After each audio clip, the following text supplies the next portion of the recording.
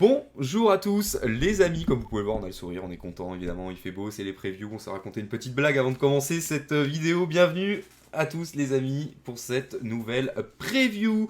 Les previews sans tactique évidemment, vous les connaissez maintenant, 20 clubs de Ligue 1, 20 previews, on fait un petit tour sur chaque club tranquillement, comme ça on se pose avec l'ami Adri évidemment. Adri, comment tu vas aujourd'hui?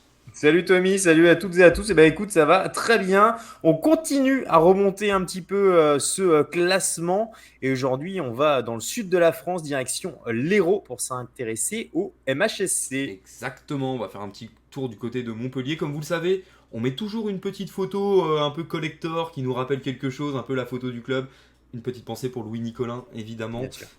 l'illustre président, évidemment, qui n'a plus besoin de présenter. On s'est dit que ça vous ferait plaisir, amis montpelliérains, d'avoir une petite photo de Loulou sur cette preview, tout simplement, du MHSC. Donc, vous connaissez le concept, comme d'habitude. On va d'abord commencer, évidemment, par la saison dernière.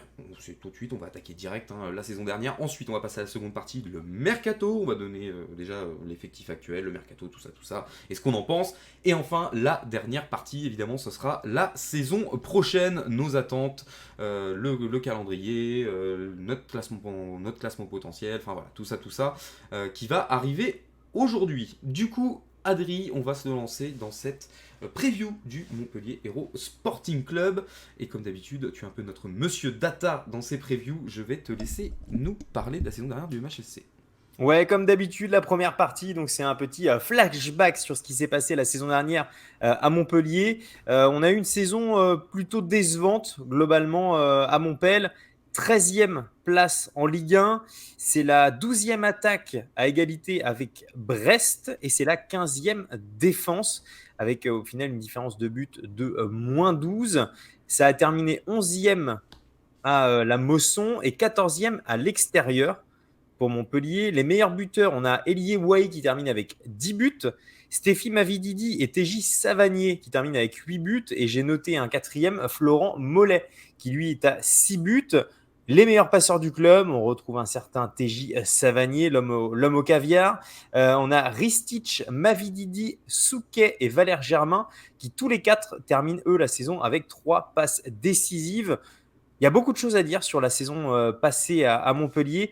La fin de la phase aller, Montpellier a 31 points et est cinquième. Sachant que Montpellier a terminé la saison avec 43 points. C'est-à-dire que sur la phase retour, Montpellier a marqué 12 points.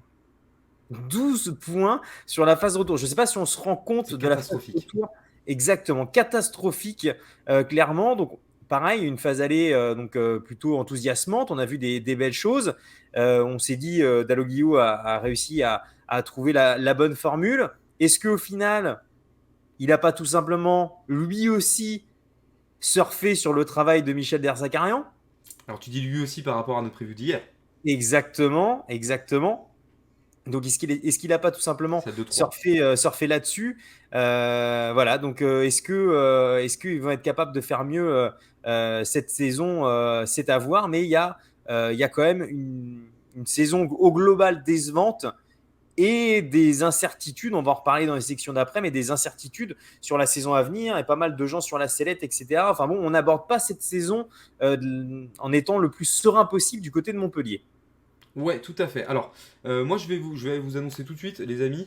Moi, de mon côté, pour moi, c'est une preview qui est importante pour moi, au sens où euh, je vais m'expliquer au fil de cette preview.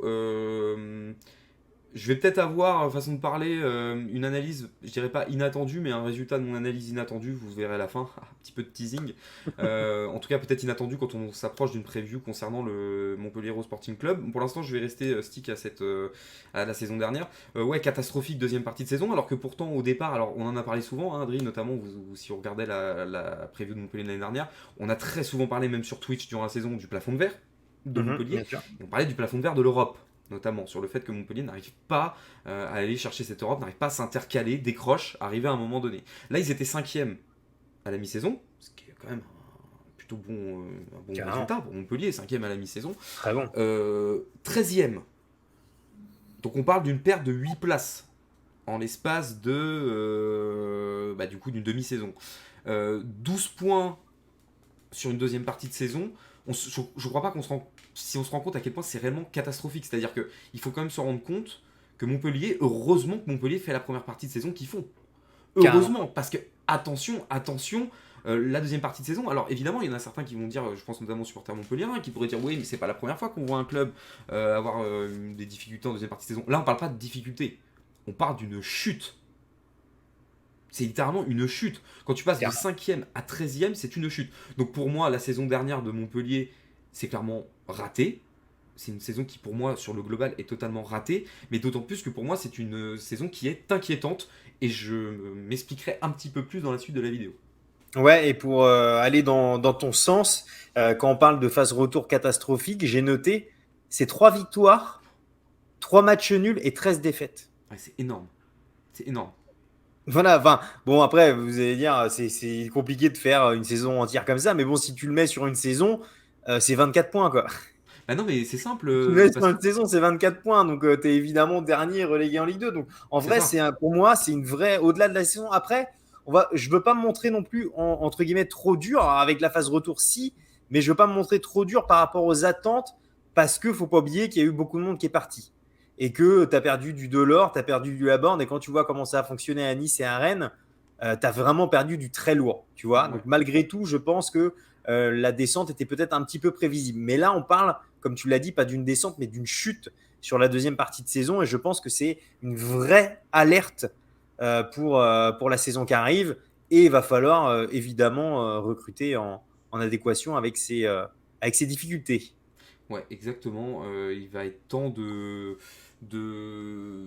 trouver des solutions. Et comme tu le dis, le mercato est potentiellement une solution au problème montpelliérain. Et du coup, on va s'y intéresser au mercato. Dans cette deuxième partie qui arrive, deuxième partie, on va parler du mercato du Montpellier Hérault Sporting Club pour la saison 2022-2023. Vous avez fait plus de courses que d'habitude ou pas? J'en sais rien, j'ai pris n'importe quoi. Du coup, Adri, le mercato de Montpellier. Comme d'habitude, hein, tu es Mister Data, hein, comme je disais tout à l'heure, donc je vais te laisser nous faire un tour de l'effectif et du mercato montpelliérain, et on en rediscute après.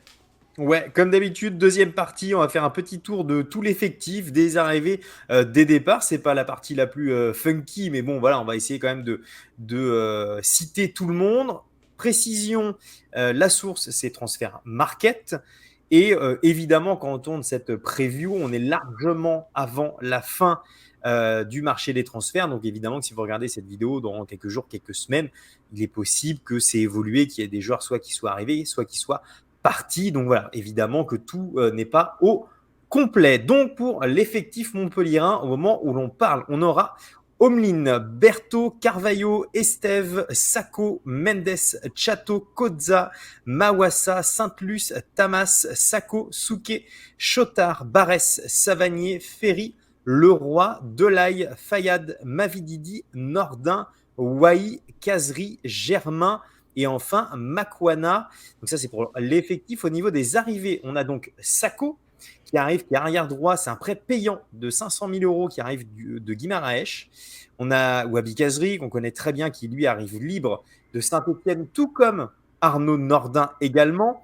On a Saint-Luce qui lui arrive de Nîmes, qui sera donc arrière gauche, qui est libre aussi. On a le prêt de Fetou Mawassa et enfin, on a la fin de prêt de Mathias Suarez du côté des départs. Il y a du monde aussi qui est parti à Montpellier. Florent Mollet, qui est parti du côté de Schalke pour 500 000 €. Cabella, qui part libre au LOSC. Junior Sambia, qui part, lui, du côté de Salernitana, en Italie, libre aussi. Ristic qui part au Benfica, Vidal qui part à Ajaccio. On a le prêt de Guermouche à Châteauroux, Oyongo qui est laissé sans club et qui d'ailleurs devrait retrouver un club en Ligue 1 au passage. Et enfin, on a les fins de prêt de Tuller et Gioacchini. Donc voilà, il y a eu pas mal de mouvements à Montpellier pendant cette intersaison. Ouais, il y a eu pas mal de mouvements, en effet. Il y a eu quand même le départ de joueurs importants, hein, mine de rien, notamment dans la saison dernière de Montpellier. Junior Sambia, Rémi Cabella, on rappelle Rémi Cabella qui était arrivé en cours de saison suite au conflit ukrainien. Ristic quand même, hein, puisqu'il part à Benfica. Et Florent Mollet, Florent Mollet chez les 04, on rappelle quand même Florent Mollet qui faisait partie du Quatuor Magique. Alors j'en oublie tout le temps, c'est un peu comme les Rois Mages. Laborde, Delors, Mollet Et Savanier. et Savanier évidemment. Voilà. Tu vois, mais il m'en manque Et toujours Gilles, un. bien sûr. Si c'en est pas un, c'est l'autre. Enfin voilà, hein, tu connais. Qui faisait partie quand même du Quatuor Magique. Donc Mollet qui part aussi. Donc c'est quand même des départs, comme je le disais, importants. Bon, Rémi Cabella, je mettrais quand même une petite, je dirais pas un bémol, mais il arrive en cours de saison, Rémi Cabella, C'est la ça. saison dernière, donc c'est un petit peu différent. Et des arrivées qui sont intéressantes, mais en même temps, je les trouve, à titre personnel, je les trouve un peu légères. C'est-à-dire que tu as l'arrivée de Wabi Kazri, donc Wabi Kazri c'est très bien, ça peut t'apporter quelque chose, ça vient de Saint-Étienne, mais maintenant on sait aussi que Wabi, mine de rien, il y a quand même, malgré son talent, moi je continue de penser que Wabi Kazri a un talent indéniable, ça vieillit. Est-ce que ça encore, on sait que ça sort de saison un petit peu compliquée du côté de Saint-Etienne, donc ça va aussi malgré tout avoir à cœur de réagir. À côté de ça, Arnaud Nordin, c'est pareil, ça débarque de Saint-Etienne, Saint-Etienne qui a été pendant un long moment en difficulté, Fetou Mawassa qui a fait quand même les beaux jours pendant un moment du Stade Rennais, mais qui ensuite a un petit peu disparu au fil du temps de la rotation, puis c'est finalement il est parti du côté du club Bruges. Maintenant il revient du côté de Montpellier, donc pareil, on est encore face à quelqu'un potentiellement revanchard ou quelqu'un qui a envie de performer. Moi, ce que je dirais peut-être, éventuellement, ce qui est intéressant, c'est Théo Saint-Luce, que je trouve réellement intéressante sur le fait qu'il y a souvent eu des bonnes idées à Montpellier sur le côté gauche. Moi, je me rappelle notamment de Roussillon ou encore Ruben Aguilar, éventuellement, pour citer que, qui ont quand même été des idées assez intéressantes au poste. Il a 23 ans, il vient de Nîmes, gratuit. Moi, je pense que ça peut amener justement du frais. Et puis de toute façon, ça va aussi compenser les départs. Maintenant, je trouve malgré tout que c'est lèche. Je trouve que les arrivées, c'est un petit peu léger. Après, encore une fois, et c'est malheureux pour Montpellier dans leur volonté de développement, quand tu termines 13e et que... Alors, déjà, t'as pas de Coupe d'Europe pour commencer, et qu'en plus, tu termines 13e, pour faire venir du joueur de qualité dans une idée justement de casser le plafond de verre de l'Europe, comme nous, on avait pu attendre de la part de Montpellier la saison dernière, pour moi, c'est un peu léger. Ça peut paraître un peu ledge. Effectivement, les latéraux, je précise juste au cas où, c'est que Aguilar, il était latéral droit. Je précise juste. Oui, les latéraux, oui. Voilà, mais c'est les latéraux en général, il y a eu des très bonnes choses. Je dirais que les départs ont quand même été compensés. Donc, comme tu l'as dit, Sambia, il y a Sako qui arrive. À gauche, donc Ristich Chanva, mais tu as Mawassa et Saint-Luce. Donc, en plus, tu doubles. Devant, tu rajoutes du monde avec Kazri et Nordin, ce qui n'est pas inintéressant. Est-ce que c'est suffisant pour viser plus haut? Faut voir. Pas convaincu de base, mais ça reste pour moi intelligent. Tu as prolongé TJ Savanier. Ça, bon. Ça, quand même. Voilà. Bon, pour moi, à partir du moment où tu as un TJ Savanier dans ton effectif, comment dire, tu t'accordes une certaine qualité, tu vois, certaine. Si tu as TJ Savanier, pour moi, tu as des certitudes. Ouais, mais pour un joueur moi, comme TJ Savanier dépend aussi beaucoup. Enfin, je te parle pas dans son talent, hein, mais je te parle bien sûr, aussi dans le fonctionnement d'une équipe. Il dépend beaucoup aussi de ce qui tourne autour de lui. tu peux pas être tout seul, évidemment. C'est Que ça. voilà. Il va y avoir aussi le fait, parce qu'encore une fois, on tourne les previews largement avant la fin du mercato, il faut absolument garder Elie Wahi. Ouais. Parce que Elie Wahi, je trouve qu'on en parle assez peu. Je trouve qu'on se rend pas compte des saisons que fait ce gamin. Il y a de la qualité, c'est clair. On se rend pas compte que le gars a 10 buts. Elie Wahi, c'est quoi? Attends, je veux pas dire de bêtises, donc je vais vérifier là très rapidement. Mais Elie Wahi, ça doit avoir 19 ans, si je dis pas de bêtises. Il est très jeune. Il a 19 ans. Elie Wahi, c'est un joueur qui, en Ligue 1, termine une première saison dans la peau d'un titulaire avec 10 buts à 19 ans. Le dernier qui a fait ça, enfin, bon, j'ai des noms qui me viennent, mais j'en ai pas beaucoup. Parce qu'il est à Montpellier, il est peut-être un peu moins mis en avant, mais une saison à 10 buts dans l'élite, c'est pas rien à 19 ans. C'est vraiment pas rien. Donc, il faut vraiment le garder. Il faut que Montpellier arrive à le couver un petit peu. Faudra recruter en défense. C'était déjà le problème qu'on avait pointé l'année dernière avec les départs à l'époque de Hilton et Congré qu'il fallait remplacer. Là, il y a Pedro Mendes qui malheureusement lui a du mal à revenir de sa grave blessure. Ouais. Il revient apparemment là, il serait sur le retour. Là, oui, ça commence à revenir. Donc voilà, il y a quand même des incertitudes aussi à côté de ça. Et j'ai noté également qu'il faudra avoir un œil parce qu'il y a des jeunes, évidemment, aussi du côté de Montpellier. Eli Wahi en est un bon exemple. Et on va mentionner aussi le jeune Khalil Fayad, qui est un peu une nouvelle pépite du côté du MHSC, qui pourrait notamment avoir sa chance au milieu de terrain. Donc, joueur aussi à surveiller. Ouais, et au moment où on se parle, hein, on est le 4 août, hein, au moment où on se parle, il y a aussi, et ça par contre, parce que tu citais Ali Wai, mais il y a un truc aussi que je trouve un petit peu embêtant, ou du moins un peu inquiétant aussi, c'est qu'on parle de peut-être, alors attention c'est possible, hein, le potentiel départ de Stéphie Mavididi et de Valère Germain. Ouais. Et ça par contre, c'est-à-dire que si les deux sont sur la shortlist sur les potentiels départs, tu les remplaces comment en fait? Bah, potentiellement, tu as déjà pris Kazri. Non mais c'est dommage, Tu parce que remplaces Kazri, t'as envie de un, le prendre comme un support en plus quoi, bien sûr. tu vois? Après, ça fait quand même embouteillage. C'est vrai que sur le papier, avoir Germain, Mavididi, Eliewai, Nordin et comment dire et Wai, je crois que j'ai pas cité. T'as quand même 5 personnes. T'as quand même 5 joueurs. Après, c'est bien. Tant mieux si t'as de la rotation, mais à voir si Montpellier peut se permettre d'avoir autant de joueurs devant aussi. C'est ça, parce que quand même, ouais, Stéphie Mavididi, 8 buts la saison dernière, Ah bah etc. oui, C'est quand il même fait une bonne intéressant, saison quoi. aussi, hein. Bien sûr. Ah bah après, oui. Par contre, sur l'importance qu'ils ont et sur le fait que est-ce que les remplacer par Cazerie et Nordin, c'est suffisant, ça, je suis bien d'accord. Après, tu as quand même des armes et tu as quand même du monde Oui, devant, malgré tout. oui, tout à fait. Et ça, je suis d'accord que l'importance de les perdre, attention. Et puis ça va être intéressant aussi, quand on parle d'Arnaud Nordin, ça va être intéressant de le voir en dehors de Saint-Etienne aussi. Ouh là, tu sais à quel point moi, Nordin, j'aime bien. Et sans dire que je le vois comme un joueur, tu vois, Factor X, etc., je veux vraiment le voir en dehors de Saint-Étienne. Ouais, dans une Dans un autre ambiance, cadre dans un un autre peu différent. délire, tout ça, dans un autre. Ouais, Ouais, ouais. ouais. Non, complètement, complètement. Bah écoute, en tout cas, bah, je crois qu'on a fait le tour, Adrien, du mercato. Ah bah, là, on a fait un bon petit tour. Ouais. Bon petit tour du mercato montpelliérain. On va pouvoir passer du coup à la troisième partie, la saison prochaine. C'est parti. Muscle ton jeu, Robert. Si tu muscles pas ton jeu, fais attention. Je t'assure, tu vas voir. Tu vas avoir des déconvenus parce que t'es trop gentil. La saison prochaine du Montpellier Hero Sporting Club saison 2022-2023.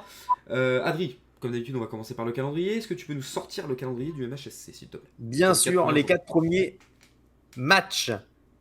Tu m'as dit attends? Non, vas-y, non, tu peux y aller. Ah non, j'avais compris, attends. Les 4 premiers matchs donc de Montpellier, la saison qui arrive. On va avoir lors de la première journée la réception de Troyes. On va avoir un déplacement au Parc des Princes pour la deuxième journée. Ensuite, les Montpelliérains recevront Auxerre. Et enfin, ça va se terminer par un déplacement à Brest. Sur le papier, tu as 3 Auxerre-Brest et tu as un déplacement à Paris. Voilà. Bon, je trouve que tu as 3 matchs qui sont abordables et bon, le déplacement à Paris. Après, encore une fois, début de saison, why not? Pourquoi pas aller chercher un petit quelque chose? Et puis encore une fois, on le rappellera jamais assez, début de saison et à un mois de la Coupe du Monde. Ah, exactement. Un mois et demi Donc, de la Coupe du Monde. pas forcément si mal. Et pareil, on sait que Dalloglio, là, il y a pas mal de choses qui sortent un peu sur Montpellier. On va se le garder là, pour la section juste après. Mais on sait qu'il va être sous pression pour les premières journées. On sait qu'il va être sous pression pour la première journée. Il a, je trouve, mis à part Paris, où c'est pas là où on va l'attendre, quand tu reçois 3, que tu reçois Auxerre et que tu déplaces à Brest, si tu prends pas des points, attention, vu que c'est déjà un peu morose comme ambiance, obligation de prendre des points sur ces 4 premières journées. Moi, je suis tout à fait d'accord. Là, clairement, ça va être vraiment déterminant parce que là, si tu prends pas. Bah, c'est bête, mais normalement, quand t'es Montpellier, t'es censé aller chercher 9 points. Ah bah en tout cas, Enfin, les 9 points, en attends. tout cas, 9 points hors Paris. ouais, voilà, c'est ça. Bah, les 2 réceptions, 3 et d'Auxerre, tu es censé pouvoir faire le taf. Le déplacement à Brest, faut le négocier, mais on va dire, ouais, Dans l'idée, je te t'es obligé parle. de prendre. Hein? Sur le papier, je te parle. Oui, voilà, juste sur le papier, ouais, carrément. Je Oui, bien parle sûr. juste sur le côté un peu, voilà, si tu mets les deux clubs en opposition, quoi. Bien sûr, bien sûr, ouais. Attention, vraiment attention à ce début de saison, hein, parce que comme tu le dis, c'est à la fois c'est la voie royale pour devenir un tube de l'été et en même temps c'est aussi le moyen de créer beaucoup de grosses inquiétudes. Donc on va attendre de voir évidemment ce que ça va donner, mais ça risque aussi de donner par moment, comme on l'avait dit dans de précédentes previews, en commençant on va dire aussi modeste, façon de parler, ça te promet aussi un calendrier un peu plus dantesque pour la suite je pense. C'est ça, évidemment qu'il y aura. Ça annonce aussi des mois suivants un peu plus compliqués. Exactement. Du coup, Adrien, on va passer à la saison en général. Qu'est-ce que tu attends, toi, pour Montpellier cette saison? Et ben écoute, j'ai noté que Olivier Daoglio entamait sa 2e saison au club. On a vu donc une première partie de saison très réussie et une deuxième partie de saison catastrophique. Il ne faut pas avoir peur des mots. mots. La question que je me pose, c'est est-ce qu'il est capable de ramener Montpellier dans la première partie de tableau ? Je ne parle pas d'Europe. Je parle juste de ramener Montpellier dans la première partie de tableau, dans les 10 premiers. C'est la question que je me pose. Je trouve qu'il y a quand même des transferts relativement cohérents. Je ne trouve pas ça catastrophique, sans que ça m'enjaille outre mesure, mais je ne trouve pas ça catastrophique. Mais attention évidemment au trou d'air. Et il faut aussi mentionner que quand même, notamment en termes de transfert et tout, j'imagine que tu es un peu limité aussi par quelque chose qui va être très important dans l'histoire du club, c'est l'arrivée du nouveau stade à l'horizon de 2024-2025, qui sera donc le stade Louis-Nicolin, évidemment en hommage à Loulou. Donc voilà, c'est évidemment aussi un truc à prendre en compte, c'est que on sait ce que c'est le prix d'un stade, et en général, quand tu t'achètes un stade, tu as moins d'argent pour tes transferts. Donc les années là qui arrivent avant d'emménager, il y a danger, il va falloir bien les gérer, et encore plus évidemment, comme on le répète pour chaque preview, une année où il y a 4 descentes. Ouais, tout à fait. Je crois qu'en plus, tu as pointé vraiment, là tu viens de finir vraiment sur la notion qui est extrêmement importante. C'est la notion de 4 descentes. Donc moi, je vais un petit peu anticiper doucement, parce que je pense que la manière dont je vais en parler, vous allez comprendre où je vais vous emmener, parce que je vous rappelle qu'on vous donne la position au classement un peu plus tard. Je suis extrêmement inquiet pour Montpellier. Enfin, je suis très inquiet pour Montpellier. Alors, ça va certainement pas faire plaisir aux supporters montpelliérains, et ça, je pourrais le comprendre. Parce que je crois vraiment que la deuxième partie de saison de Montpellier a été extrêmement inquiétante. C'est-à-dire que pour moi, j'ai vu une équipe qui a totalement abandonné. C'est-à-dire que tu regardais les matchs de Montpellier, ils se sont fait rouler dessus les 3 quarts du temps. Il n'y avait pas de réaction particulière. Il ne s'est pas passé grand-chose. Alors évidemment, on me dirait que l'histoire d'une saison va être différente d'une autre. Ça peut se comprendre, hein, l'histoire d'une saison lui est propre. Mais moi, j'ai quand même beaucoup d'inquiétudes sur le niveau global de l'équipe la saison dernière. J'ai des inquiétudes sur l'ambiance un petit peu aussi, justement autour de cette équipe. On l'a vu que c'était un peu plus compliqué en fin de saison avec les résultats qui ne suivaient pas. Et comme tu l'as dit, on sait aussi que Olivier Dalloglio n'est pas forcément en ce moment sur un siège tout à fait solide. Du côté de Montpellier, c'est le moins qu'on puisse dire. Beaucoup d'incertitudes.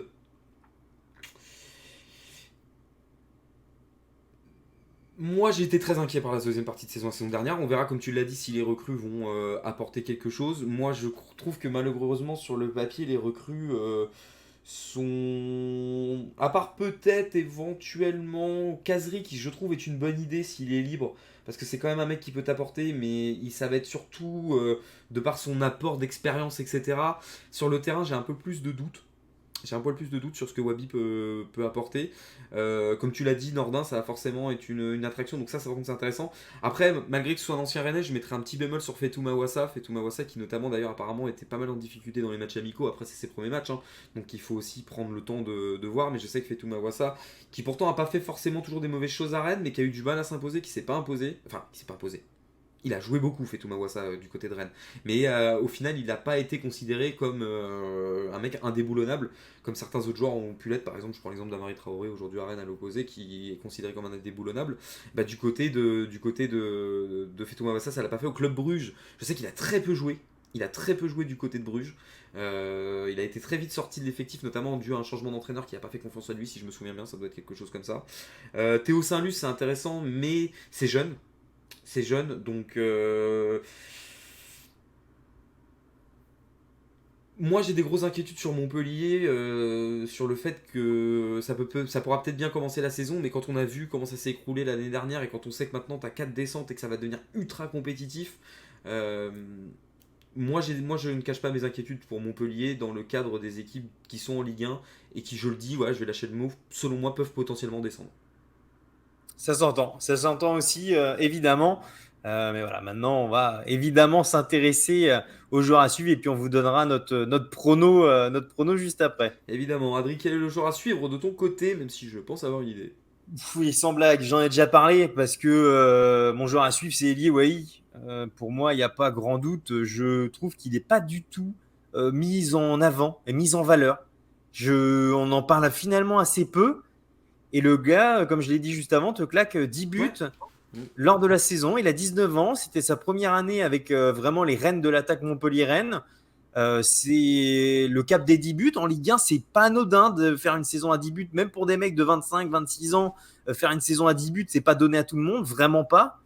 Donc voilà, je trouve ce garçon pour le moment assez sous-estimé. Après, il est aussi dans un cocon, on connaît l'ambiance qu'il y a à Montpellier, le club familial et tout ça, donc on évite peut-être de le mettre trop haut tout de suite, et c'est peut-être même une très bonne chose. Mais par contre, s'il y a bien un joueur que je vais suivre à Montpellier, c'est lui, parce que s'il confirme, donc du coup là il a 19 ans, mais j'imagine qu'il va aller sur ses 20 ans l'année qui arrive, s'il confirme une nouvelle saison à 10 buts, Eliouaï pour moi sera déjà un attaquant Affirmé.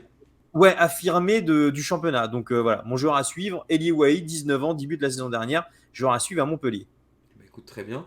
Bah moi, je vais peut-être surprendre parce que c'est pas une recrue.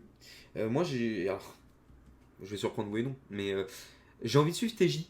J'ai envie de suivre TJ Savani, mais pas pour les mêmes raisons. C'est-à-dire qu'autant d'habitude, on a tendance à dire qu'on a envie de suivre TJ Savani parce que quand t'aimes le football, t'aimes TJ Savani, hein, tout simplement. Je crois que c'est aussi simple que ça.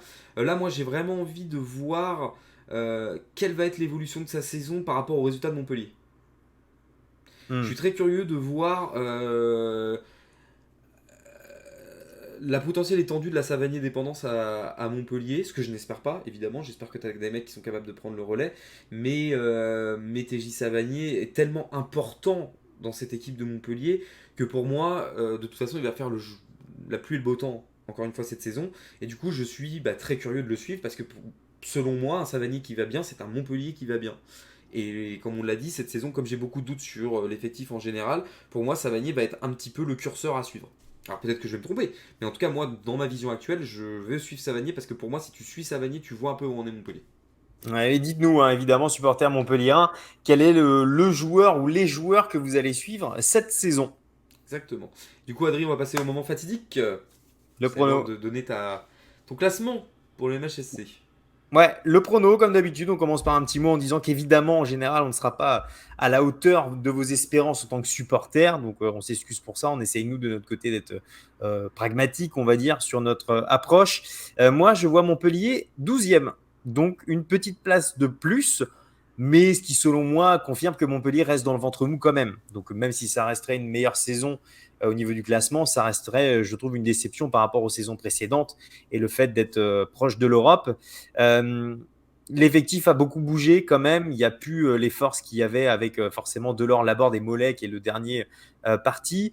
Je reste convaincu que l'effectif reste suffisamment fort pour ne pas avoir à batailler pour le maintien. Je pense que selon moi, même si tu as un mauvais départ, que Olivier Daolio, par exemple, est démis de ses fonctions dans un scénario un peu catastrophe et tout ça, je pense que peu importe qui tu mets, sauf si tu choisis Raymond Domenech, tu vas te maintenir dans la foulée et que tu vas réussir à monter la pente. Parce que quand tu as les joueurs que tu as, je pense que ça doit être suffisant pour faire le taf et te maintenir tranquillement en Ligue 1.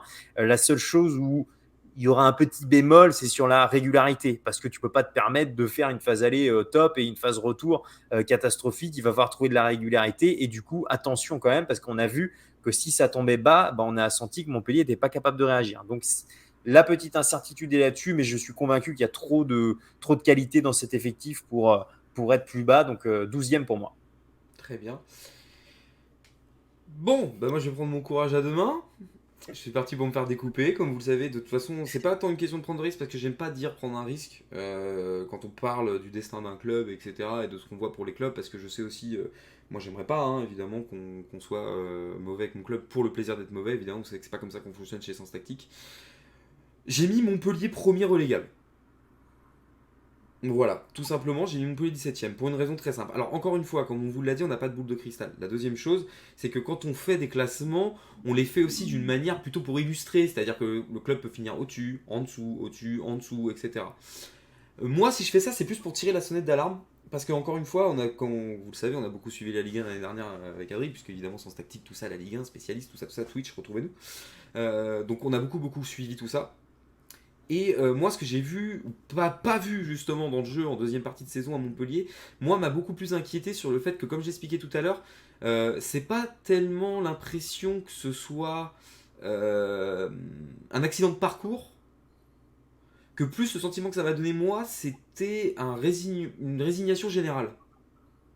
Et moi, ce qui m'inquiète un peu, c'est de me dire que là, il y avait résignation générale en étant 5e à la mi-saison. Mais qu'est-ce qui se passe si tu commences à te battre autour de la 13e, 14e, 15e parce que ça roule pas? Qu'est-ce qui va se passer à ce moment-là? Comment ça va réagir? Donc voilà, moi j'ai mis Montpellier premier non relégable parce qu'en plus, comme je l'ai dit, je crois qu'il y a des équipes Relégable. de Ligue 2, premier relégable, pardon, qu'il y a des équipes de Ligue 2 qui sont armées justement pour ce genre de duel. Et moi je me demande si justement Montpellier n'a pas un entre-deux un peu bâtard façon de parler, si je peux utiliser ce mot-là, entre juste ce qu'il faut pour avoir assez de technique pour te régaler un peu et en même temps pas assez de solidité derrière pour être capable de tenir le choc quand il va falloir vraiment aller au combat. Donc voilà, moi c'est pour ça que j'ai cette inquiétude-là. Encore une fois, je dis pas spécialement que Montpellier va forcément descendre à la fin de la saison, mais si je voyais Montpellier descendre en fin de saison, moi c'est pas un truc qui me surprendrait complètement. Voilà, ça te surprendrait pas. En tout cas, dites-nous les amis, hein, si vous êtes, Insultez-moi. comment vous Je voyez la rigole, saison qui arrive. évidemment. On vous le souhaite pas, ça c'est une Évidemment, on le souhaite évidence. Évidemment. Du coup, ça va être tout pour nous aujourd'hui? Enfin, pour cette Ouais. preview, Adrien? Ah ouais, bah écoute, hein, une de plus. Eh oui, une de plus du côté de chez Sens Tactique. Du coup, les amis, on va se retrouver dès demain pour la prochaine vidéo. Pas d'indice, comme vous le savez, il suffit de suivre le classement de l'année dernière et vous allez très vite trouver de qui on va parler demain. Merci encore une fois, Adrien, de ta présence. On vous rappelle que vous pouvez nous retrouver sur tous nos réseaux, Sens Tactique, majuscule O, majuscule O T, sur Twitter, Instagram et TikTok. Retrouvez-nous aussi sur notre Discord où vous pouvez retrouver le lien sur les réseaux précédemment mentionnés et rejoignez-nous évidemment sur Twitch dès dimanche pour le premier grand dimanche de football chez Sens Tactique de la saison avec la rencontre entre Marseille et Reims et on aura aussi l'occasion évidemment de débriefer ce qui s'était passé pendant ce premier week-end. Merci encore une fois Adrien de ta présence et je vais te laisser le mot de la fin comme à chaque fois. Comme d'habitude, les amis, on vous souhaite à toutes et à tous une très bonne journée ou bonne soirée. On se retrouve dès demain pour une nouvelle preview. Et d'ici là, vive le football.